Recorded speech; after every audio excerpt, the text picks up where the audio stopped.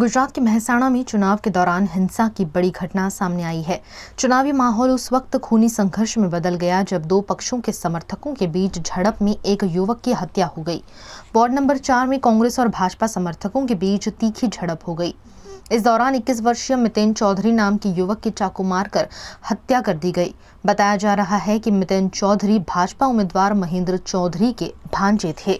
गई काले late night एक જે ઘટના બનેલી છે જેમાં મહેસાણા શહેર એ ડિવિઝન પોલીસ સ્ટેશનમાં માનવ આશ્રમ ચોકડીથી તાવડિયા તરફ જતા જે વિસ્તાર છે ત્યાં બે જે વ્યક્તિઓ છે મિતેન ચૌધરી તથા તેનો મિત્ર ધીમન ચૌધરી તેના અન્ય બીજા બે મિત્રો સાથે ત્યાંથી પસાર થઈ રહ્યા હતા। તેઓને રસ્તામાં તેઓની ગાડીને રોકી અને અન્ય 4 થી 5 ઈસમો દ્વારા તેઓને રોકવામાં આવેલા હતા અને તેમના ઉપર તીક્ષ્ણ હથિયાર અને લાકડી અથવા તો પાઇપ વડે તેઓના ઉપર હુમલો કરવામાં આવેલો હતો।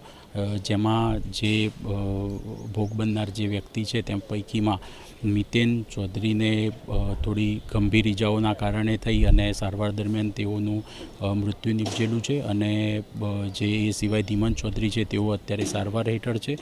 અને આ સમગ્ર બાબતે કોણ કોણ આરોપીઓ છે, તેઓએ ગુનાહિત કાવતરું કેવી રીતે રચેલું છે, એ ગુનાહિત કાવતરામાં કોણ કોણ વ્યક્તિઓની સંડોવણી છે, કોણે શું રોલ ભજવેલો છે, તે સમગ્ર દિશામાં અત્યારે પોલીસ ગુનો દાખલ કરી અને આગળની તપાસ હાથ ધરી રહેલી છે। અત્યારે પોલીસે પીએમ કરાવી અને આગળની ઇન્વેસ્ટિગેશન હાથ ધર્યું છે।